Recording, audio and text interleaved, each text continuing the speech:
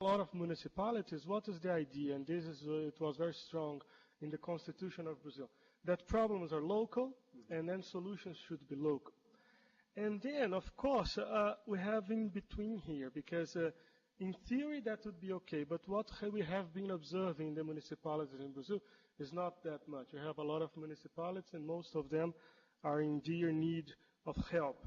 So I'd like you to talk a little bit more about that, in the sense you have to have this argument in between. Yes, when we're discussing the complexity concepts, we're talking about the difficult things are in between. If they are very simple, it's okay. If they are very complex, some things emerge. So how can we work a little bit? Okay, we know that it's a local problem, but we need to inform them a little bit. Another sentence I like it very much, it's like that: urban planning that captures and understands this type of circular causality is much more likely to be successful and financially sustainable. Not only ecological, social, but also financially sustainable. And then I wrote down here how. And then when you keep on reading, you see that hint a little bit on how we should do that. And then it also hints a little bit on our talk in the morning, because you go on to say, what we're trying to do here is to act to reinforce its positive aspects and then discourage the negative consequences. So this is the tweaking that Bill was talking about. Just where can we change a little bit or change in the right place so that we have more beneficial understanding for the people. Also, a question on top of what Cleandro said. We were interested in learning a little bit about how much you differ from the scale and what advantage you can get empirically from that. So if you could talk a little bit about that. One key aspect of the chapter, I thought, was this. Maybe if I didn't understand correct, please help me here. But what I understood is this. Cities are small and cities that are large are different because the scale is different, and then we have different interactions. It's more diverse, more crime, etc. But at the same time, they have the same structure. So you can study simpler systems, such as smaller cities, and learn from that and apply to larger cities. So if you could talk a little bit, if my understanding is correct, that would be great.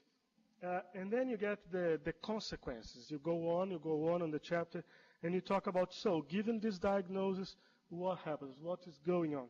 And this was the top of the favorite quotations in the text.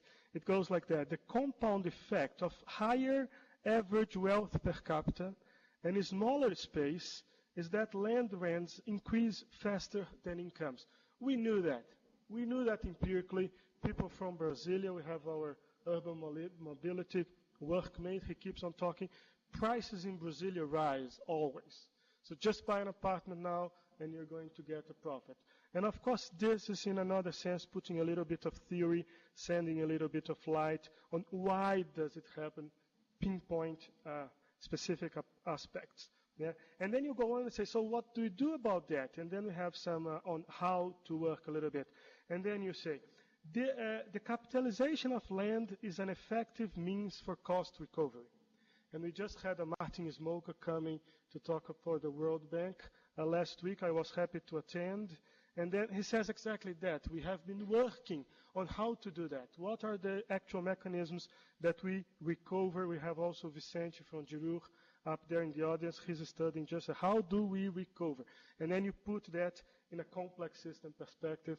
So what you're doing in reality is bringing the urban cities much more out of geography, out of land use allocation, plan design, to working with society. And we at the Cities Department are very happy about that. Thank you very much.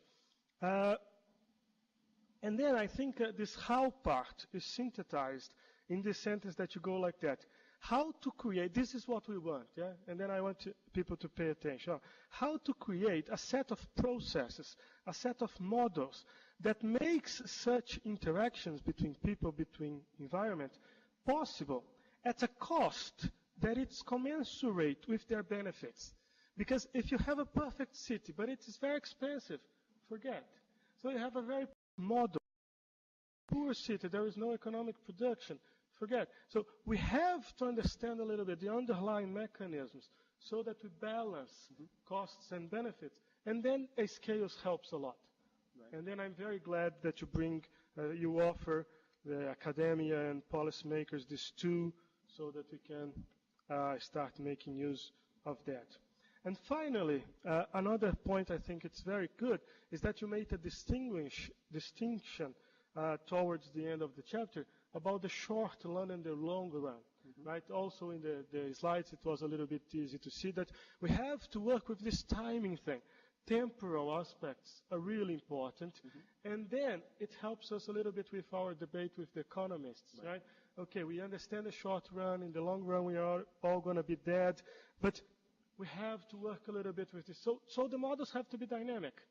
Cross-section just won't work. Yeah, and finally, I loved your connection between self-organizations and markets, and cities can self-organize, but then they have different perspectives. Yeah, almost every, and then Bill brought us the idea of a medium agent. I like it very much. Thank you, Bill. And then how can we understand a little bit this different perspectives with median agents, and then we need different policies, but we can't have 5,500 policies. There is some structure. So you see, that's why I say you have brought us a lot to talk about. Maybe we should have a meeting next week, Cleandro, and discuss a lot, information, learning, and just some comment. Thank you again, Luis, if you want to comment something. Thank you very much. Thank you, Bernardo. I'm not sure I can cover all the questions that you brought up. I think there was one that was both, you both had the same question, which is how do you enable learning at different levels, but specifically you were asking about between municipalities, right? So I think that that's really the crucial point, is that and it's an unsolved problem. It's a problem that in many ways, Slum Dwellers International is dealing in their own way, the World Bank's dealing in their own way, governments are too, which is we all have data, we all have some domain knowledge, we have a lot of practical knowledge in projects that we worked on, but it's been very difficult to actually share that knowledge in a way that a third party that has not lived through that project actually understands what you've learned and what you haven't learned from that, or what a municipality tries and another municipality can use. Or not, right? So how do you know that? How do you learn from the experience of others, and how do you understand what they did? And I think that there's no simple recipe for that, but I think it is basically this process by which I called it there in the last slide that's still up, what I called policy as experimentation. And it's basically policy, it's to think of policy in terms that I think you do already, but just to formalize it a little further, which is, I don't know, when a municipality is trying to deal with a problem of, I don't know, trash collection, just to be simple, it often looks for other municipalities or companies that may help them do that. But in that experience, the question is, they want probably to achieve certain goals, certain amount of trash collection, certain frequency, certain costs. So they have targets that actually need to hit at the end of the day. Obviously, cost recovery, quality of service, usually they can be put in that category. And then they probably think about it, discuss it, you guys help them, and they come up with a solution, they implement it, and then they have to see what happens. Do they hit those targets or not? How do they know? I mean, they won't hit those targets exactly, so how do they know if what they expected was sort of the right expectation or the wrong expectation? So what I'm saying is that the mechanism of learning around any type of solution really requires that you look ahead and that you have essentially a hypothesis about the costs and benefits of a policy, and that you are able to bracket those within certain uncertainty. And then as you implement things, you are able to learn what went right, what went wrong. A lot of it is soft knowledge, but some of it may be data. And then you see if something failed that you didn't hit those targets, then you have something to learn, right? If you hit those targets, then you probably can say temporarily that this was a good solution, you planned it well, and it worked. So what is this that I just described? Well, it's just the scientific method, basically. But I actually had a quote, if you allow me. I mean, this gets a little philosophical, but I like this quote, so let me just put it up. This is Karl Popper, for those of you. There was epistemology coming up. I think Miguel brought it up this morning. So this is the king of epistemology, my favorite, probably philosopher of science.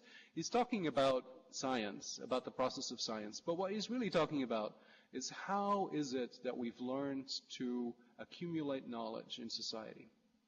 So it's a theory of how we accumulate knowledge. And so what he's saying is basically what I just said, is that we actually don't know how to create great solutions off the top of our heads. I mean, politicians will tell you often that they know, but we actually don't, and that's okay. Okay, we have some ideas, but the idea is that if we can set up what we do in a way that we'll learn from it, then we actually have a process by which things will get better. Okay, and this is what he's talking about ultimately, is that despite the folly and the irresponsible dreams and all that stuff, if you set all that stuff, all that hope and this politics in a context where we know what went wrong, at least most of the time, we have a way of accumulating knowledge. And I think now technologies are so good that, you know, when you formulate a policy and you for sure have targets that you want to hit, you can put that online, you can describe what happened to you so that another municipality can have a sense of what you're trying to do. And then that can essentially become the basis for a learning process across places, across time, and also, frankly, a history of what happened in a country as you learn to do things better. So there's something I didn't say explicitly enough, but goes to something you touched. I want to just say that, which is that the way we understand economic development, which is not very good, but the theories of economic development that we have from economics make a point that, again, is very much like a point that we make across complex systems, which is that you have economic growth by acquiring new knowledge. In crude terms, new knowledge leads to new money. Not always, or new money comes from new knowledge. So a society needs to be creative, but not just creative in any way, in ways that actually affect the way it works, the way it interacts with the physical environment. And that knowledge, therefore, you need to create mechanisms by which that knowledge really is created and accumulates. Now, what economists early on thought was going on is that it was people like us, forgive me, that create the knowledge. And we do create some knowledge, but actually a lot of the knowledge is created by little business people, people trying to survive, you know, some inventors that are not necessarily people at universities, or at least those are people that also are the ones that will use a computer or an iPad or something else or an idea to actually solve a practical problem that realizes the economic gain of those ideas. So really, these effects ripple throughout society, and going back to development is really the opportunity of most people trying out those solutions that leads to economic development. So this is something that we don't quite understand very well mechanistically. We were talking about this yesterday. What is the mechanism? But we know that the mechanism is essentially this in words. We need the math still to describe it.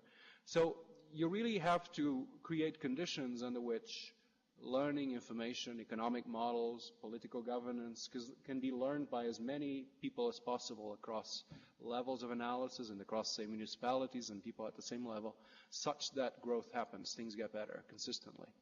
So the only way we know how, is what he's saying here, is by formulating what we're trying to do in a way that leads to the cycle of the learning process that he calls science, but really is much more general than that. And so I think that that's what we're aiming to. That's what slum dwellers are trying to do. That's what the World Bank's trying to do. That's what